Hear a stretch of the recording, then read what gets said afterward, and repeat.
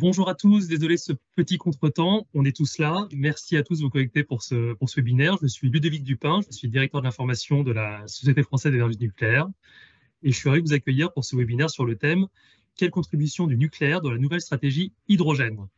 Alors l'hydrogène, c'est un sujet important, très important même, que la SFEN suit depuis plusieurs années et nous allons publier en début de semaine prochaine une étude pour présenter la place du nucléaire vis-à-vis de ce vecteur essentiel.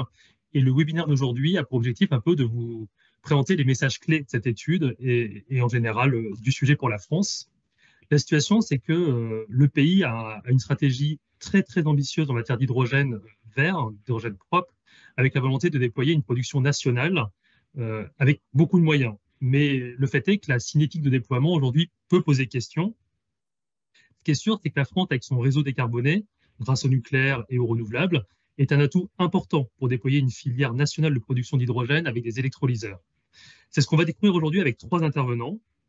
La première sera Julie Mougin, qui est du CEA Liten, elle est en charge des technologies hydrogène. Elle nous présentera les enjeux industriels de la production d'hydrogène et les besoins réels de l'industrie en matière d'hydrogène. Ensuite, nous aurons Ilia Sanin, qui est responsable des études à la SFEN. Lui, il s'attachera aux aspects économiques et en particulier à l'aspect compétitivité. Et enfin, Maxime Sago, en charge des affaires publiques et réglementaires, notamment sur l'hydrogène chez EDF, nous présentera justement les enjeux réglementaires et en particulier, sans dévoiler son propos, les enjeux de neutralité technologique. Au terme de l'intervention, qui va durer environ une demi-heure, on prendra vos questions. Je vous rappelle les règles du jeu. Pour poser vos questions, il faut utiliser le petit outil Slido. Alors, dans votre interface Teams, en haut à droite, vous avez un petit S noir sur fond blanc. En cliquant dessus, vous ouvrez une interface et vous pourrez poser vos questions ici et aussi voter pour les questions qui vous semblent les plus pertinentes. Et au terme de l'intervention de nos participants, je poserai les questions par ordre de vote. Voilà. J'ai trop parlé. Sans plus attendre, je donne la parole à Julie Mougin du CEA Liten pour présenter les enjeux industriels. Peut-être, Ilias, tu commences la partie compétitivité, on reviendra sur la partie industrielle après. Ok, donc faisons comme ça. Je ne vais pas mordre sur la partie de Julie, je vais quand même introduire rapidement le sujet. Donc, cette présentation, elle s'inscrit dans le contexte d'une mise à jour d'un avis précédemment publié par la SFEN. Et cette publication-là intervient dans le cadre de la révision de la stratégie de développement de l'hydrogène décarboné en France. Donc, le plan hydrogène définit trois priorités: décarbonation de l'industrie, décarbonation des mobilités lourdes et soutien R&D, et affiche des objectifs, donc ça on aura l'occasion d'y revenir, assez fort sur la capacité d'électrolyse installée en France à 2 horizons de temps, donc 6,5 gigawatts en 2030, prolongé à 10 gigawatts en 2035. Dans ce cadre-là, il y a eu un plan de soutien annoncé de l'ordre de 9 milliards d'euros, dont 4 milliards d'ores et déjà pour la filière hydrogène électrolytique, dont je vais présenter les enjeux de compétitivité et finalement ce qui fonde un peu ce soutien-là. Il faut savoir que la stratégie, elle est ouverte sur tout le monde, donc il y a toutes les filières, mais il y a clairement une préférence affichée pour la filière électrolytique domestique, notamment parce que le réseau en France satisfait déjà aux normes de caractère bas carbone, comme ce sera présenté. Donc, peut-être un état des lieux avant que je passe à la présentation de ma partie. En 2023, on remarque une capacité installée de 30 MW, donc il y a un doublement par rapport à 2022. Et une capacité, disons, qui a bientôt installé, ou plus exactement, qui ont déjà reçu une décision finale d'investissement qui s'établit à 300 MW. Voilà. Et évidemment, pour finir sur ce panorama de ce qui se passe actuellement dans l'écosystème hydrogène, au stage de l'étude de faisabilité, il y a une capacité de 4,5 gigawatts. Donc voilà. On a pu entendre d'ailleurs très récemment que la filière ne démarrait pas trop, mais quand même on observe quelque chose qui se passe et en fait tout l'enjeu est de voir quels sont les facteurs qui permettront d'impulser vraiment la dynamique et l'atteinte des objectifs de la stratégie française. Donc sans plus attendre, je passe à la partie défis économiques, enjeux économiques plus exactement. Donc je viens de le dire, 3 filières sont considérées dans la stratégie française. qui toutes délivrent ou sont censées délivrer de l'hydrogène bas carbone. Donc, je ne rentrerai pas dans les détails techniques de chacune d'elles. D'abord, on a la filière vaporoformage qui, comme vous le voyez sur le schéma, produit la molécule d'H2, certes, mais également du CO2. Aujourd'hui, ce CO2 n'est pas capté, mais à terme, il le devra pour respecter justement les objectifs de décarbonation.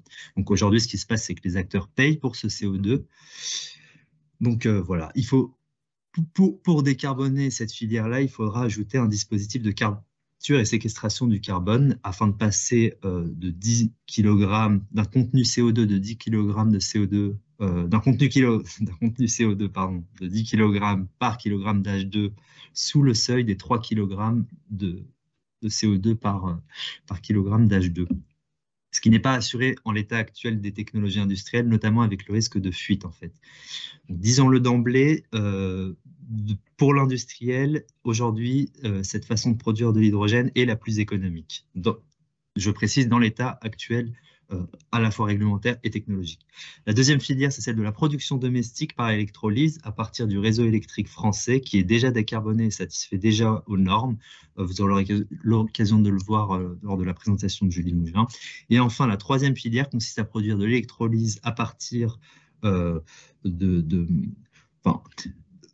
depuis un pays bénéficiant de conditions météorologiques particulièrement avantageuses, puis d'importer l'hydrogène par pipeline ou par bateau. Donc ici, on se concentrera sur la stratégie d'importer de l'hydrogène depuis les champs solaires en péninsule ibérique, avec notamment ce projet d'un corridor européen d'hydrogène renouvelable. Et vous en avez peut-être entendu parler, ce pipeline qui rejoindrait Barcelone, depuis Barcelone, la ville de Marseille.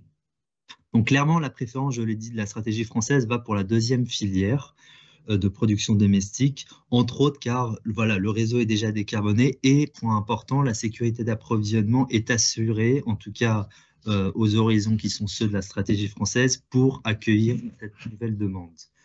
Et c'est également la position de la SFEN. Donc, la question qui se pose, c'est comme, évidemment, nous sommes en économie de marché, tout ça pose la question des coûts pour la réussite et l'atteinte de ces objectifs, et en particulier du coût de l'électrolyse domestique vis-à-vis de ces deux autres filières. D'où la problématique, est-ce que cette filière est économique par rapport aux deux autres et quels sont les facteurs de compétitivité? Donc, comment est-ce qu'on calcule un coût et quel usage fait-on du calcul économique? Donc, là, je vais d'abord me borner aux bornes de l'installation de production d'hydrogène. Sans considérer la chaîne aval, ça va avoir son importance pour la suite. On a une méthode très classique qui est la même que pour calculer le coût de production d'électricité, qui consiste à sommer les dépenses actualisées en coûts fixes et coûts variables et rapporter cela à la production actualisée d'hydrogène. Schématiquement, en fait, un investisseur, étant donné son taux de rémunération du capital, c'est l'actualisation, projette les dépenses en coûts fixes et coûts variables. Les coûts variables, c'est pour, par exemple, l'électrolyse, l'électricité, mais aussi la chaleur, dans le cas d'électrolyse haute température.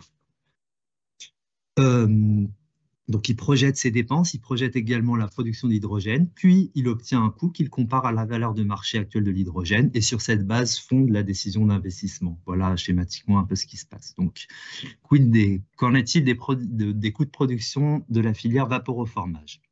Donc là, il faut très clairement distinguer l'avant-après crise des marchés énergétiques et ce qui s'est passé pendant la crise des marchés énergétiques. Car le prix de la fourniture du gaz, de la molécule de méthane, est structurant en fait pour le coût de production de l'hydrogène.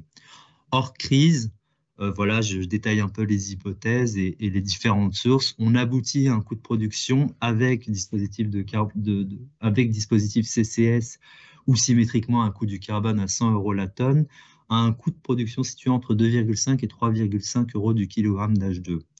Ce qui se passe, c'est que pendant la crise, avec l'explosion des prix du gaz naturel durablement passé au-dessus des 80 € du mégawattheure, c'est ce que vous voyez sur le graphe de droite, et en moyenne situé autour de 100 € du mégawattheure, on aboutit plutôt à un coût de production de l'ordre de 6 € du kilogramme d'H2.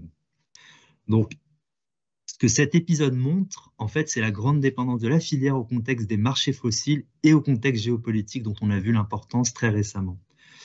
Voilà, sans que cela ait été documenté sérieusement, on peut faire l'hypothèse que cet épisode impactera durablement la confiance des industriels exposés à la concurrence internationale d'industriels situés dans des pays qui n'ont peut-être pas à passer par des marchés mondiaux et peuvent contracter une fourniture de gaz de gré à gré et donc bon marché. Et voilà ce risque géopolitique qui peut influencer l'attrait pour cette filière. Pour la filière électrolyse domestique, deux variables clés très clairement déterminent les coûts de production. D'abord, le nombre d'heures d'utilisation de l'électrolyseur et le coût d'approvisionnement.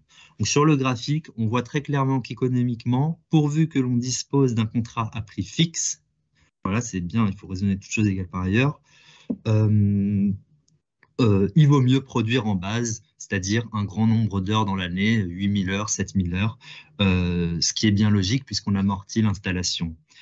Ainsi, bon, bah là, c'est un peu dommage du coup que la présentation arrive en premier, ce qu'on observe, c'est qu'on a une convergence des enjeux économiques et industriels, comme cela sera présenté dans la première partie par Julie Mougin, avec les demandes de raccordement qui très clairement montrent que les industriels préfèrent un mode base.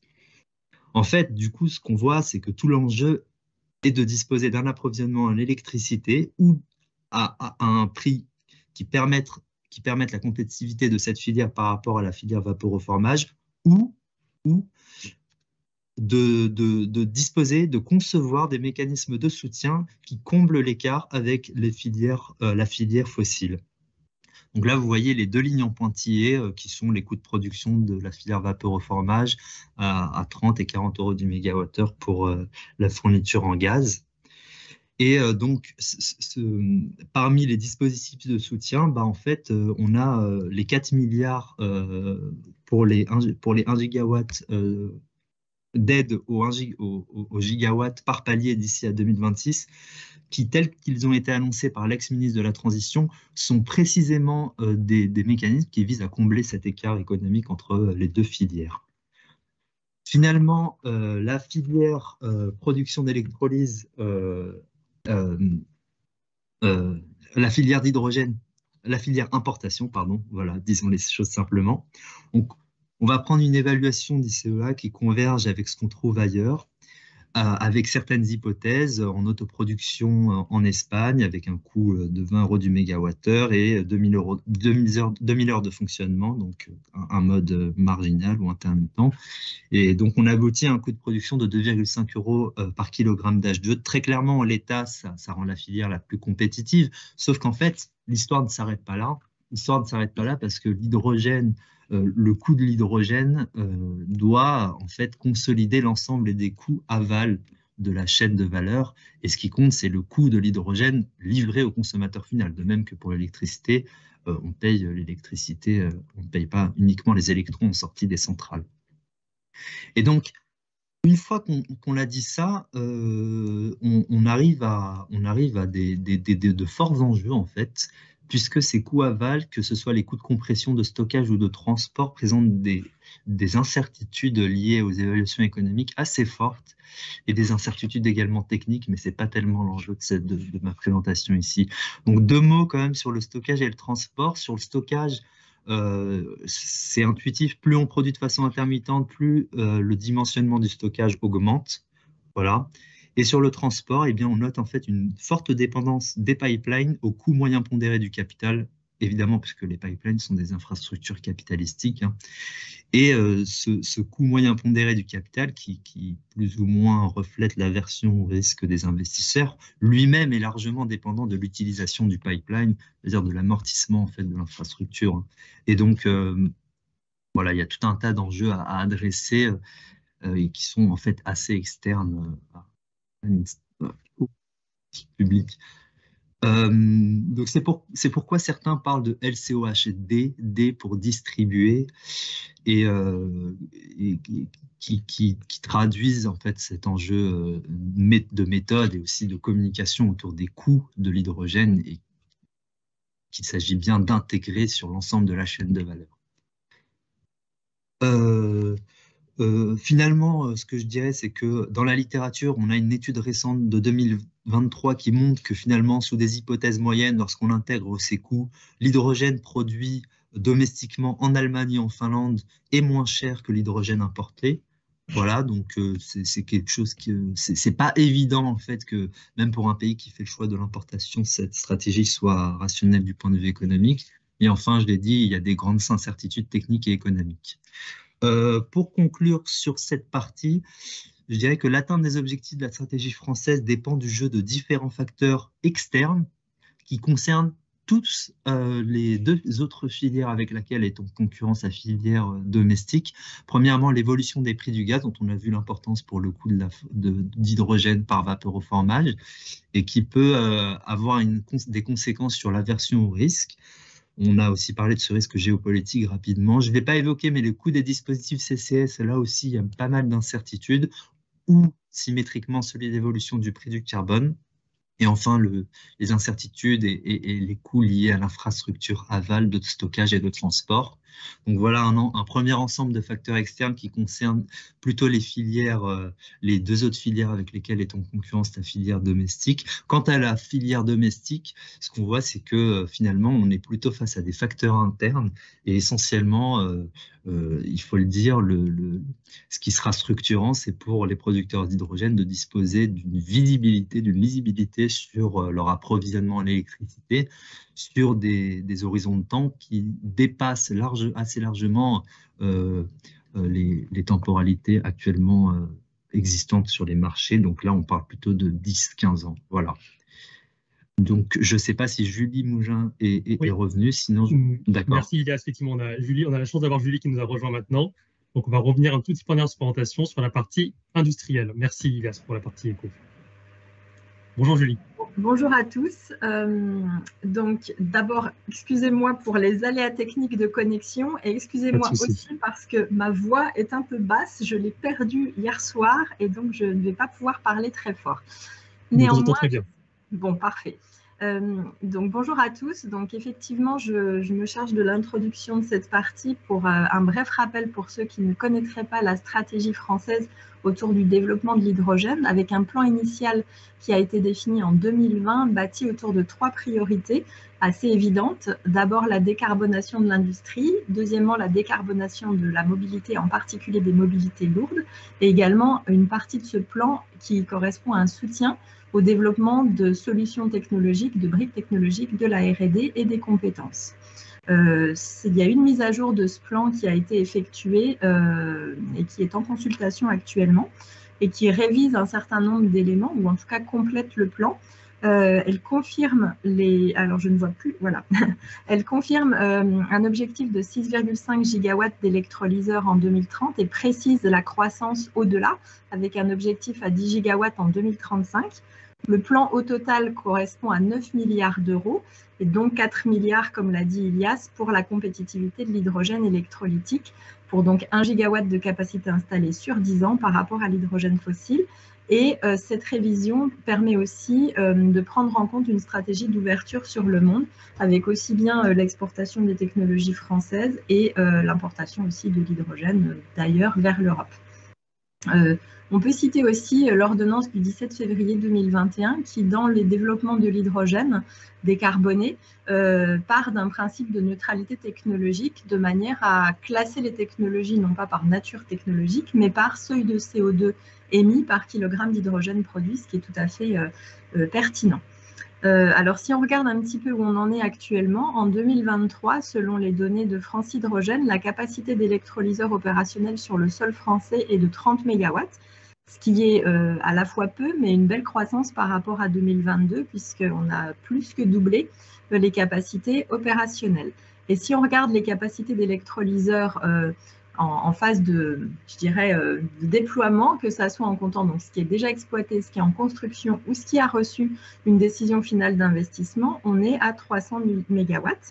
Et les projets qui sont au stade de l'étude de faisabilité, c'est-à-dire bien sûr l'investissement n'a pas démarré, mais on ne part pas de la feuille blanche, on est à 4,45 gigawatts, ce qui correspond à un jalon intermédiaire relativement satisfaisant par rapport à la trajectoire 2030, même si je ne minimise pas le fait qu'il y a encore un petit peu de route pour rendre concrètes ces études et faire que les électrolyseurs fonctionnent. Alors, la France se caractérise aussi par rapport à l'hydrogène électrolytique par une spécificité liée à son mix électrique en particulier. C'est que si on connecte un électrolyseur sur le réseau français par le réseau électrique, on peut déjà considérer que l'hydrogène va pouvoir répondre aux normes européennes pour la production d'hydrogène bas carbone. À gauche, vous voyez un graphique qui présente l'intensité carbone du mix électrique de différents pays. On voit en rouge à gauche la partie France et à l'inverse, en Europe, EU27, une valeur qui est beaucoup plus élevée. Et donc, ce que l'on voit en gros, c'est qu'il y a peu de pays qui sont sous le seuil de la petite barre verte qui correspond à l'intensité carbone de l'hydrogène qui est souhaitée pour la réglementation. Donc la France fait partie des 2 seuls pays de l'Europe des 27 avec la Suède permettant de répondre à cette problématique-là. Et à droite, je vous ai mis le contenu carbone par kilo d'hydrogène de différentes voies pour produire l'hydrogène. En haut, la solution de référence dont parlait Elias, le vaporeformage du gaz naturel, où on est à peu près à 11. Et puis ensuite, différentes manières de produire de l'hydrogène électrolytique. Donc avec le mix France, on est à 2,77, le photovoltaïque 2,58 et l'éolien 0,7, alors qu'à l'Europe, on est à 19,8. Donc typiquement, un électrolyseur connecté au réseau électrique en Allemagne produirait plus de CO2 par kilo d'hydrogène produit que la solution de référence vaporeformage et à ce titre-là ne serait pas du tout vertueuse. Donc le message, c'est que la France a bien une disponibilité d'électricité bas carbone via le réseau sur tout le territoire pour connecter massivement des électrolyseurs. Donc, quels sont les enjeux industriels associés à cette production massive d'hydrogène? Alors, d'abord, quelques chiffres sur quelle est la demande en hydrogène en France et quelle est la croissance. Donc, en France, en 2022, on consomme au total à peu près 480 000 tonnes d'hydrogène, dont 45 000 tonnes seulement sont décarbonées. Et les perspectives, et donc c'est essentiellement pour 3 secteurs, le raffinage, l'ammoniac et les engrais, et la chimie, et dans une certaine mesure également la métallurgie. Et la projection en 2030, toujours de France Hydrogène, c'est qu'on devrait avoir une augmentation de la demande globale, 1 345 000, et bien sûr, évidemment, une augmentation de la part de l'hydrogène décarboné qu'on souhaiterait avoir aux alentours de 700 000 tonnes en 2030 pour que ça représente à peu près la moitié.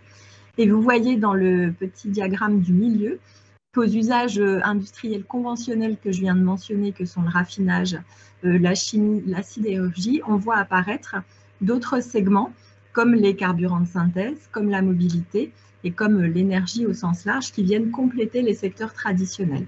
Donc ça, c'est pour la partie 2030 et je vous ai mis pour avoir la vision un petit peu au-delà de 2030 à droite, la vision 2040 où on voit que la croissance se poursuit et les chiffres de 2050 sont encore assez exponentiels. Hein. Donc c'est quelque chose qui s'inscrit dans la durée, cette croissance de la demande en hydrogène. Alors, qui dit croissance de la demande en hydrogène, si on veut le produire de manière électrolytique, dit impact sur la consommation d'électricité.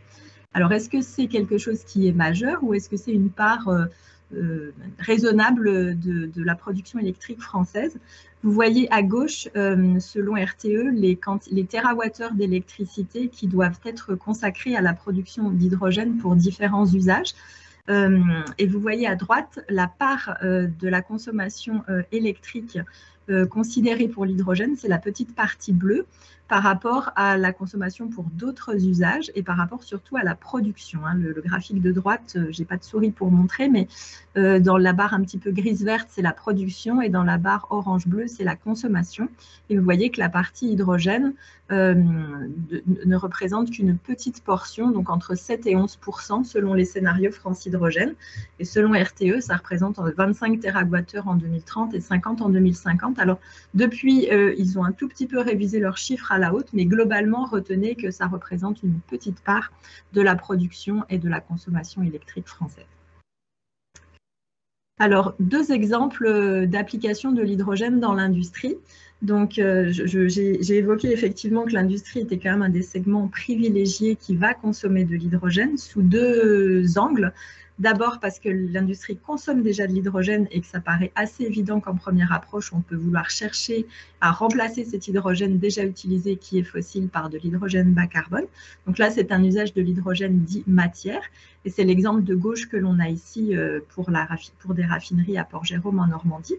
Et on a aussi un autre cas où on va utiliser l'hydrogène dans des procédés industriels qui n'en utilisaient pas jusqu'à maintenant, soit pour remplacer le gaz naturel, soit pour faire de la chaleur, par exemple, à la place du gaz naturel dans les procédés. Et là, c'est plutôt un usage, je dirais, énergie. Alors, si je détaille un tout petit peu ces deux exemples, donc à gauche, c'est le projet Normandie à Port-Jérôme, où Air Liquide installe et va opérer un électrolyseur donc PEM de Siemens Energy de 200 MW, dont la moitié sera dédiée à la raffinerie de Gonfreville de Total Energy. Pour raccorder ce gros électrolyseur, RTE a installé un nouveau poste de transformation et de nouvelles liaisons.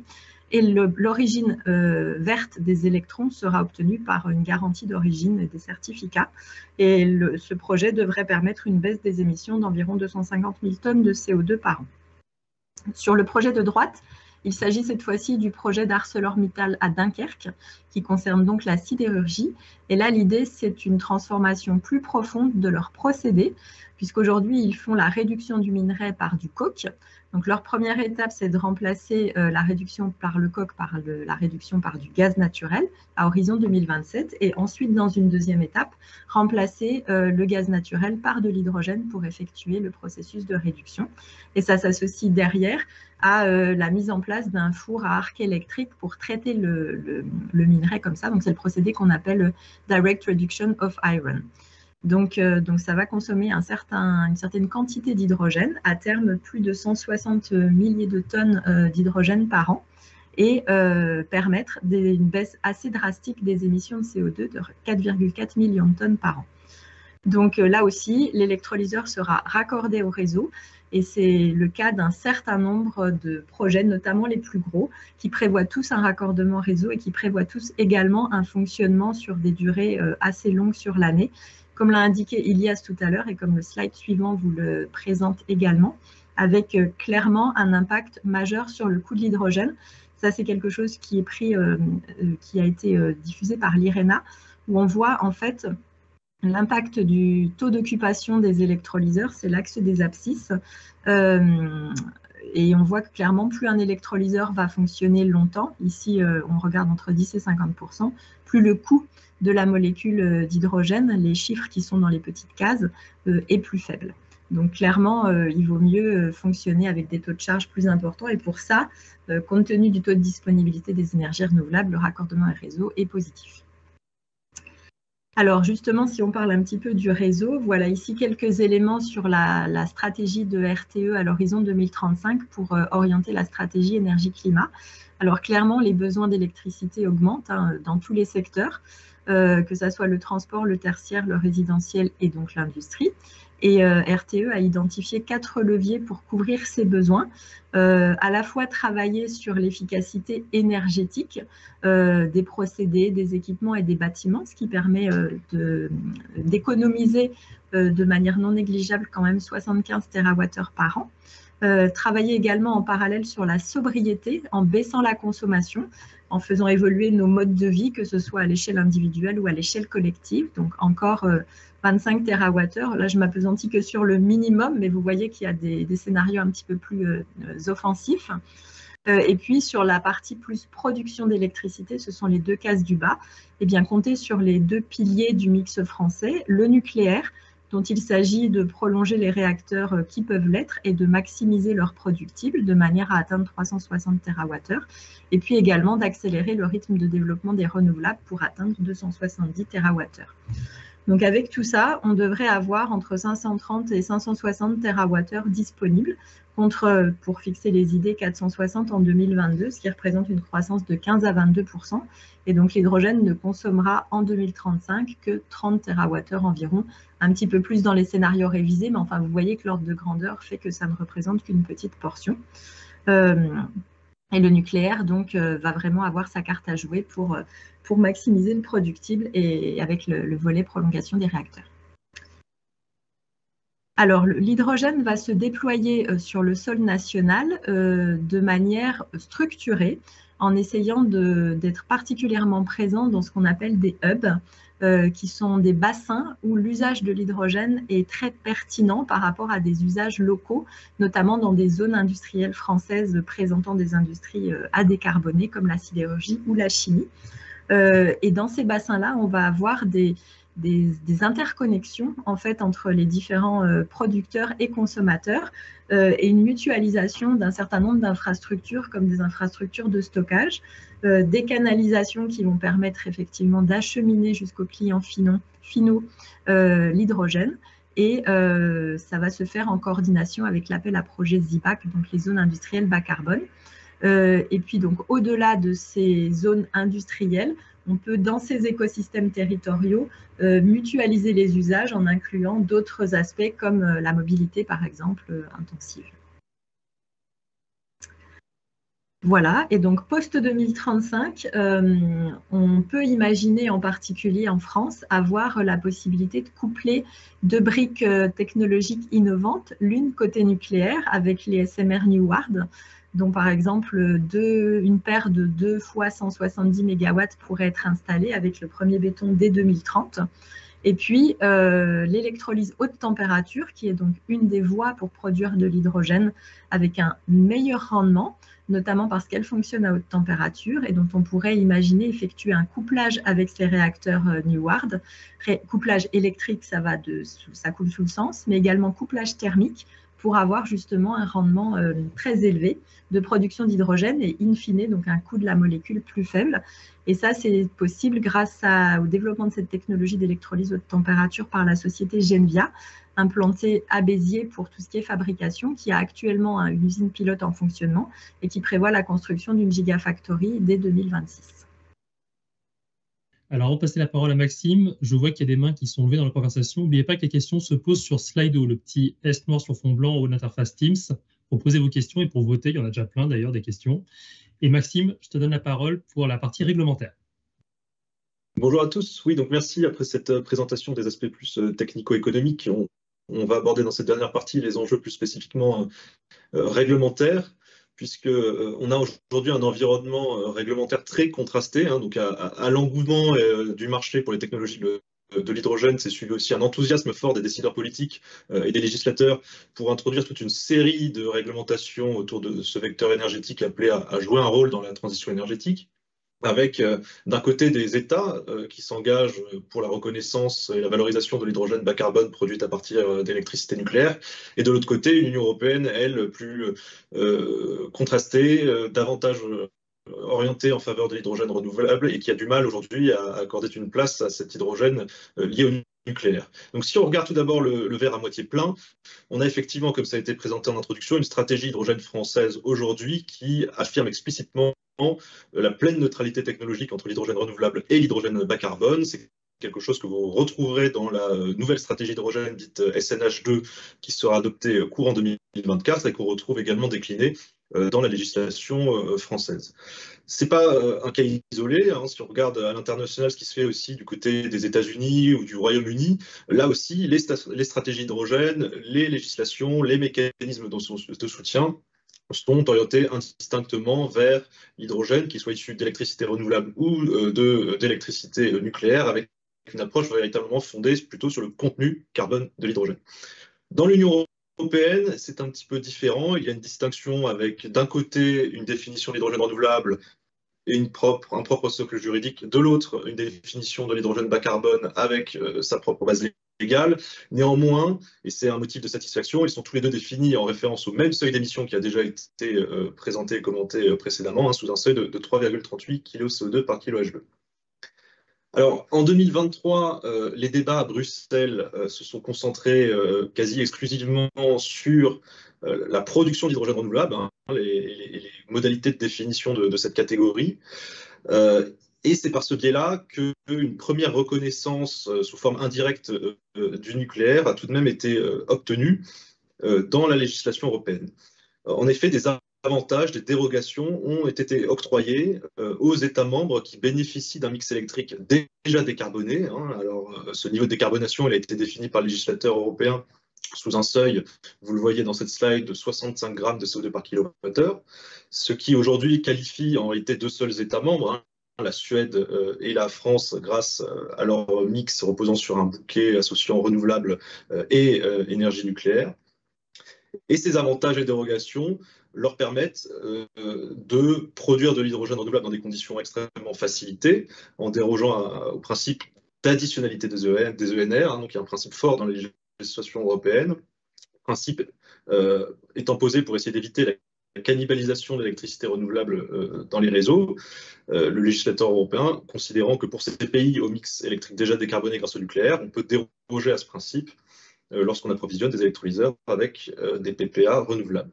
Le deuxième avantage dans ces pays déjà décarbonés, hein, c'est la faculté en réalité de produire de l'hydrogène renouvelable en soutirant de l'électricité du réseau. Hein, il suffit de raccorder son électrolyseur au réseau et grâce aux règles qui ont été adoptées, de produire une part d'hydrogène renouvelable qui est en réalité égale à la part d'ENR dans le mix de production. Et autrement, très concrètement, en France, il est possible de produire jusqu'à 25% d'hydrogène renouvelable aujourd'hui pour chaque kilowattheure soutiré du réseau. Il manque tout de même une pièce essentielle dans cette législation européenne, ce sont les modalités concrètes de production de l'hydrogène bas carbone.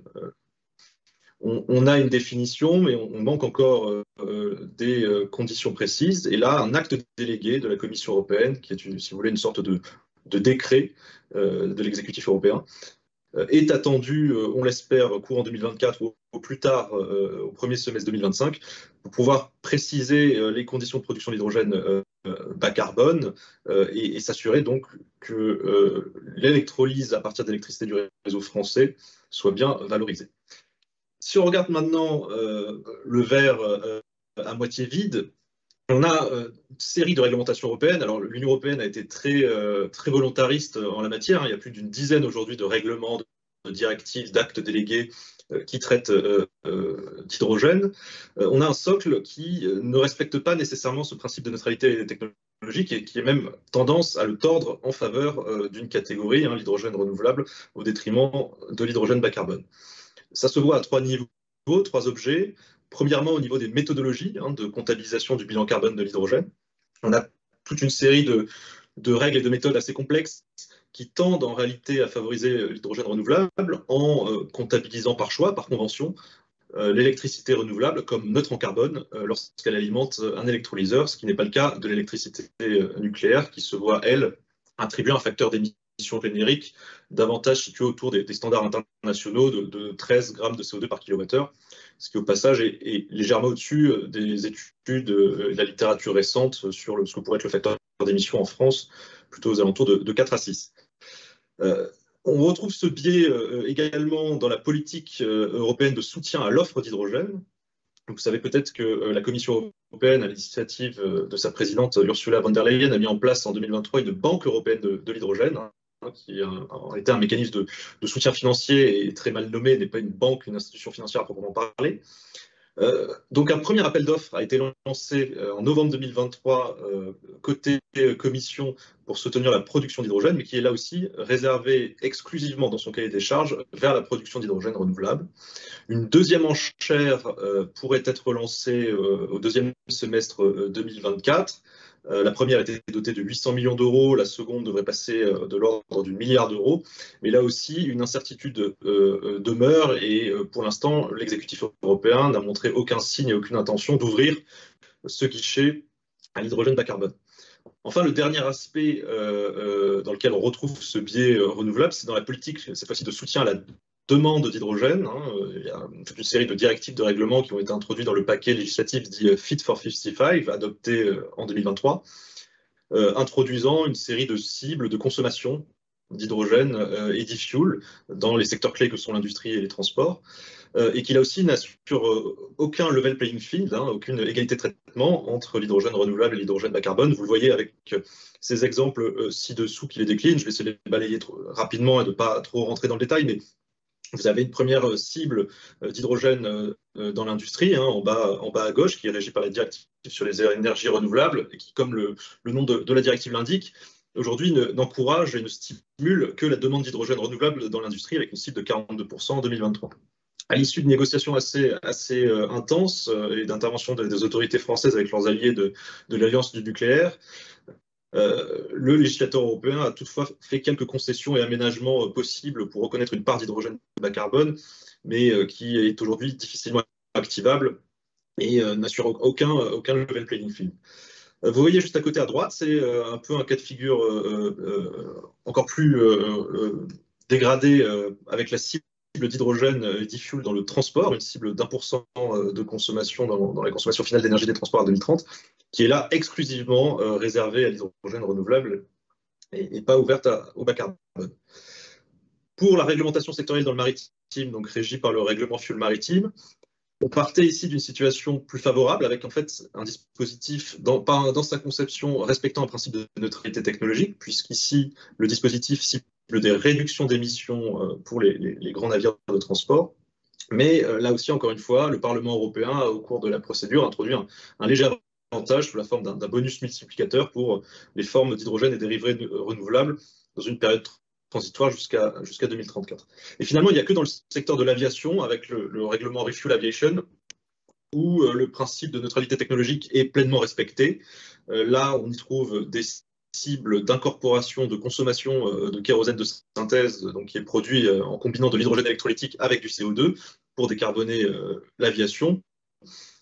Trajectoire progressive, vous voyez, qui commence à 1,2% en 2030 et qui va jusqu'à 35% en 2050, et qui, grâce à l'action des autorités européennes, couvre désormais aussi bien le kérosène de synthèse d'origine renouvelable que le kérosène de synthèse d'origine bas carbone. Donc la situation à date, c'est celle d'une distorsion de concurrence. On arrive en fin de mandat de la Commission européenne, des élections vont se tenir cette année et une nouvelle Commission européenne va se mettre en place jusqu'en 2028, ce qui va pouvoir peut-être réouvrir effectivement un certain nombre de considérations pour pousser et demander beaucoup plus d'équité dans cette réglementation européenne aujourd'hui. Merci beaucoup Maxime, merci à vous trois pour ces présentations très riches. On va passer aux questions. Alors on a beaucoup de questions, certaines sont peut-être déjà répondues un peu dans les présentations initiales, mais c'est pas grave, on y reviendra. La première question, ça a été posé par l'intervention d'Ilias en l'occurrence. On lit, en fait, les électrolyseurs ont besoin de fonctionner en base, si l'on en croit Ilias Hanine. Du coup, seul le nucléaire est adapté et pas les ENR intermittents. Est-ce que c'est bien le cas? Ton micro est coupé, Ilias.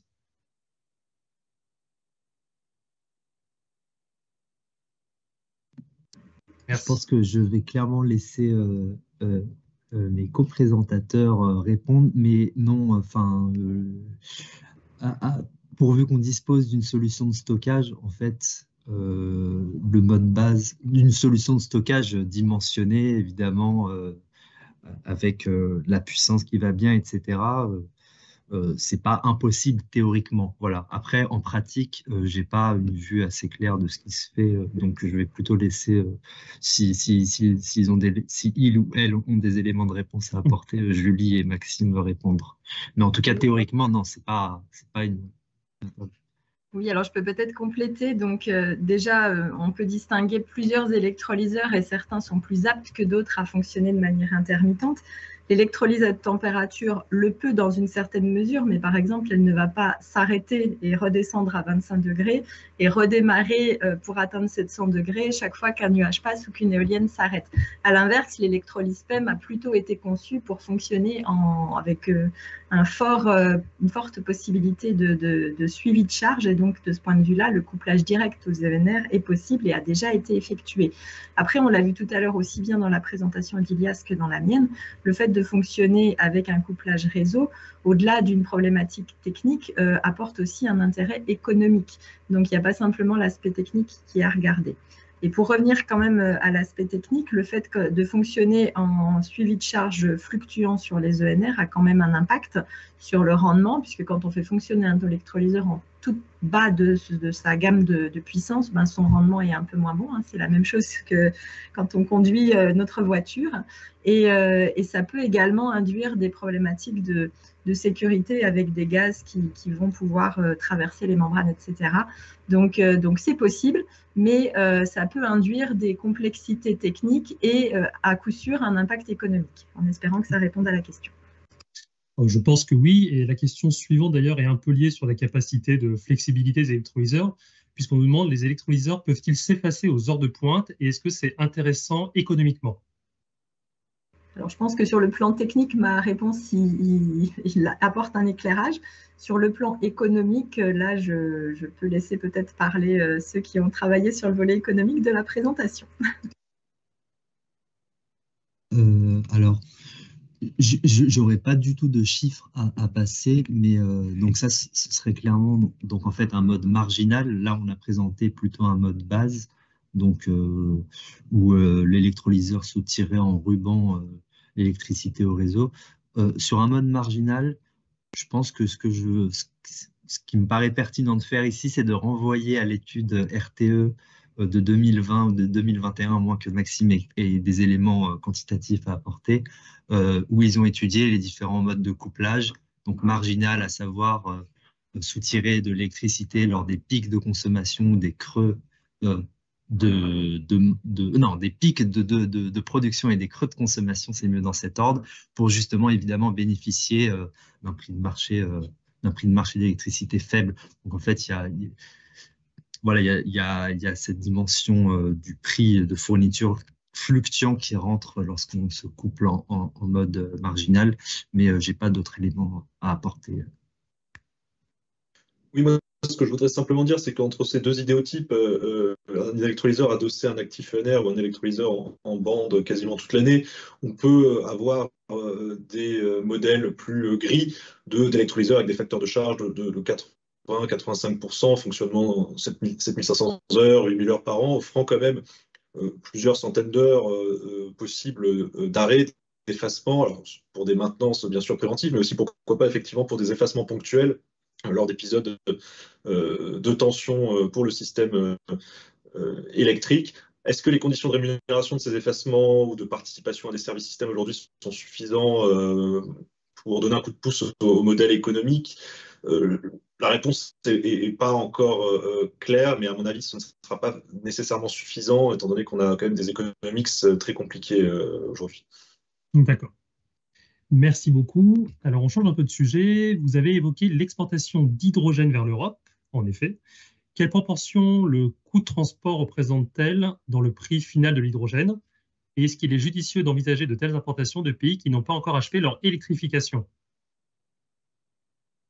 Peut-être que je Julie. peux prendre, oui, là, pour apporter quelques éléments. Donc, en effet, comme l'a dit Ilias, le coût du transport était en effet à ajouter au coût de production de l'hydrogène. Et le coût du transport va dépendre de la distance à parcourir et de la solution de transport. Clairement, le moins cher, ça va être le pipeline, et idéalement le pipeline rétrofité. Pour fixer un peu un ordre de grandeur, on dit que pour transporter 1 kg d'hydrogène sur 1000 km, ça va ajouter 0,3 € du kilo si c'est un pipeline neuf et 0,11 s'il est rétrofité, pour fixer les idées. Et après, si on imagine, donc les pipelines, c'est plutôt à regarder pour des transports qui vont être sur 1000 un petit peu plus que 1000 km. Mais si on est sur des transports beaucoup plus lointains, le pipeline ne sera plus la solution. Il faudra envisager du navire, par exemple. Et là, pour le coup, sur de la longue distance, on va avoir des coûts plus conséquents parce qu'on peut avoir recours à de l'hydrogène liquide. On peut aussi avoir recours à de l'hydrogène combiné avec d'autres choses comme de l'ammoniac ou des LOHC. Et là, on atteint vite 1 à plus de 2 € du kilo pour le transport. Donc voilà, la réponse n'est pas unique, elle va dépendre de la distance et de la solution. Et par rapport à la deuxième partie de la question, c'est vrai qu'aujourd'hui la question se pose, puisqu'on imagine surtout produire de l'hydrogène dans des régions du monde ayant un fort productible solaire ou éolien, qui se trouvent parfois être des pays plutôt en développement, n'ayant pas un accès massif à l'électricité. Donc c'est un vrai enjeu géopolitique et sociétal également à en prendre en compte. Si quelqu'un veut répondre sur cette deuxième partie, je lui laisse la parole. Oui, moi je rajouterais juste qu'effectivement, le transport par pipeline, d'un point de vue européen, serait potentiellement le plus compétitif pour un approvisionnement depuis l'Afrique du Nord, par exemple. Néanmoins, il faut bien prendre en compte que le marché aujourd'hui est insuffisamment mature, tant du côté de l'offre que du côté de la demande, et que déployer d'emblée des grandes autoroutes de l'hydrogène à travers l'Europe et les continents créerait le risque d'un manque de viabilité économique et en réalité d'infrastructures qui seraient peu intéressantes en termes de tarifs de réseau avec très peu d'utilisateurs. Donc il y a aussi là-bas un enjeu de temporalité lorsqu'on souhaite déployer ces infrastructures, qui est aussi un enjeu économique et définitivement des coûts échoués. Bien sûr. Un commentaire sur l'hydrogène Oui, importé qui sera très bref. Il faut savoir qu'il y a tout un pan de la littérature académique qui traite des enjeux de justice de l'hydrogène. On met 2-3 références dans l'avis d'hydrogène publié par la SFEN, mais c'est un champ de recherche particulièrement actif et voilà, donc c'est pas du tout abandonné et c'est clairement quelque chose à adresser. Voilà. J'en profite pour poser ma question. Du coup, Julie évoquait la nécessité de rétrofiter les gazoducs existants pour l'hydrogène. Ce serait quoi? Ce serait des enjeux de sûreté, de sécurité, essentiellement? Alors, le rétrofit, c'est quelque chose qui est considéré plutôt pour essayer de minimiser le surcoût lié au transport et de tirer parti d'un réseau qui existe déjà. Par contre, effectivement, il faut se préoccuper de la compatibilité du réseau existant à l'hydrogène. Alors, il y a une étude qui a été effectuée dans le cadre d'un projet européen qui s'appelait Ready for I, qui montrait que le réseau de distribution en Europe était déjà à plus de 90% hydrogen ready, au sens matériaux du réseau. Ce qui était un petit peu moins vrai et qu'il faut quand même prendre en compte, c'est les organes qui peuvent être présents sur le réseau, les vannes, les compresseurs, les choses comme ça. Et puis sur le réseau de transport, là, l'étude a été un petit peu moins faite, donc il y a moins de données consolidées. C'est probablement un petit peu moins près.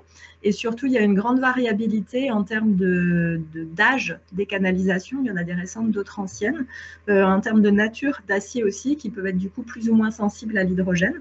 Donc ça, c'est bien des choses qu'il faut regarder d'un point de vue tenue à l'hydrogène. Mais bien sûr, il y a des options aussi pour, dans ce rétrofit, faire en sorte que les canalisations tiennent avec des revêtements, avec d'autres stratégies. Bref, c'est des options qui sont regardées très sérieusement pour minimiser le coût de l'hydrogène et pour, à terme, considérant que si on n'a plus d'importation de gaz naturel, ben, autant utiliser ces canalisations qui ne serviront plus.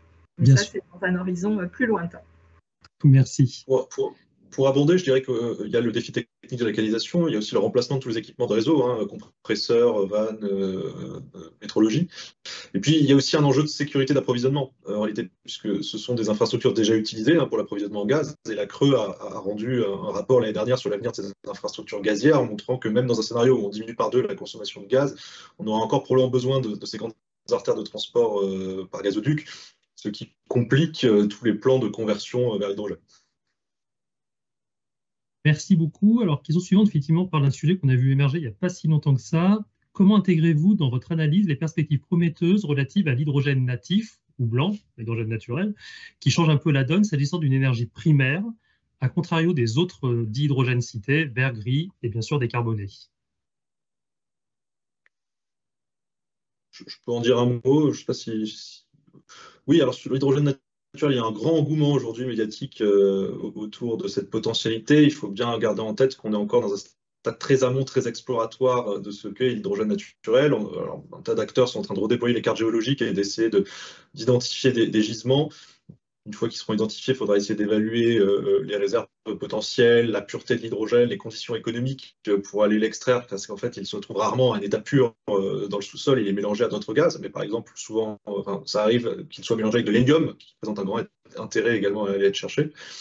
Et puis, une fois qu'on aura passé tout cet aspect, qui va prendre quand même plusieurs années, si effectivement on souhaite aller l'extraire, il y aura des enjeux d'autorisation environnementale et d'acceptabilité sociale aussi de ces installations. Tout ça fait que si l'exploitation de l'hydrogène naturel devait voir le jour en France ou ailleurs, on parle plutôt tout de même d'un horizon 2035 et au-delà, pas avant. Donc la ruée vers l'or n'est pas pour tout de suite. Complémentaire, c'est bon? Ok. Alors, question suivante. Alors, peut-être posée de manière un peu pessimiste, je ne suis pas sûr que c'est le signal que va envoyer le webinaire ou l'étude, mais je vous la pose en l'état. La France semble encore se perdre en atermoiements réglementaires et économiques.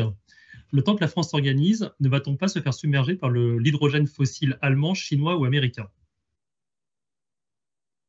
Alors globalement, ce qu'on peut dire, c'est que les Allemands et les Américains, à coup sûr, ont aussi engagé un plan pour décarboner leur hydrogène.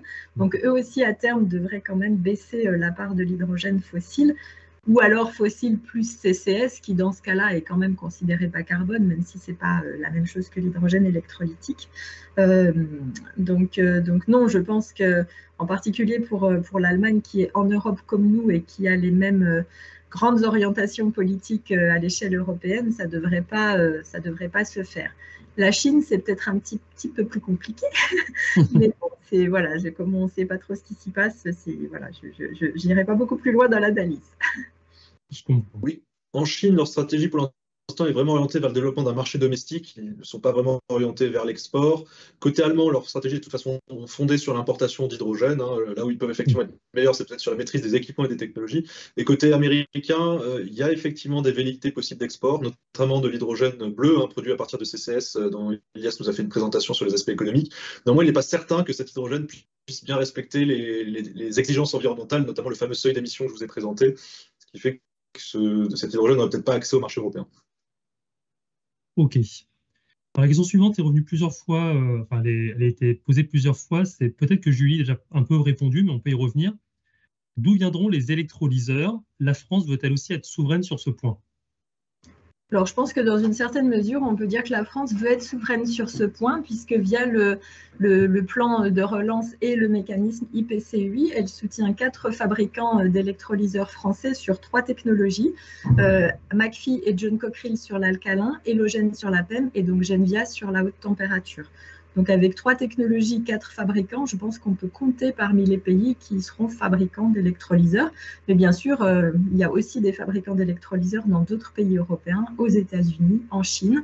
Et j'ai envie de dire, d'une certaine manière, c'est très bien vu le nombre de centaines de gigawatts qui doivent être installés à terme pour décarboner tous ces pays. Ok. Il est presque à temps pour une dernière question, et je suis désolé pour toutes les questions qui n'auront pas été posées.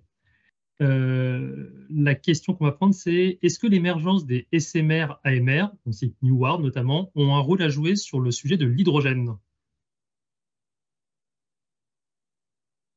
Pour répondre là-dessus.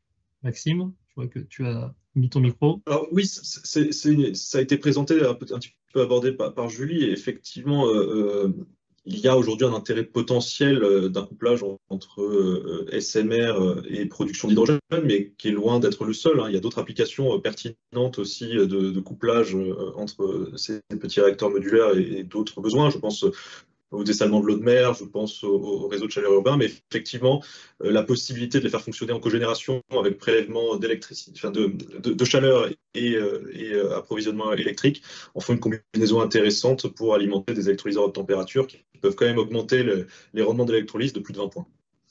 D'accord. Ah oui. Écoutez, merci beaucoup. On va s'arrêter là pour ce webinaire puisqu'il est l'heure. Je vous rappelle qu'il sera mis en ligne sur le site YouTube de la SFEN dans quelques jours. Vous pourrez le revoir. Merci Julie, Ilias, Maxime pour vos présentations et merci à tous pour avoir participé. À très bientôt. Au revoir. Au revoir.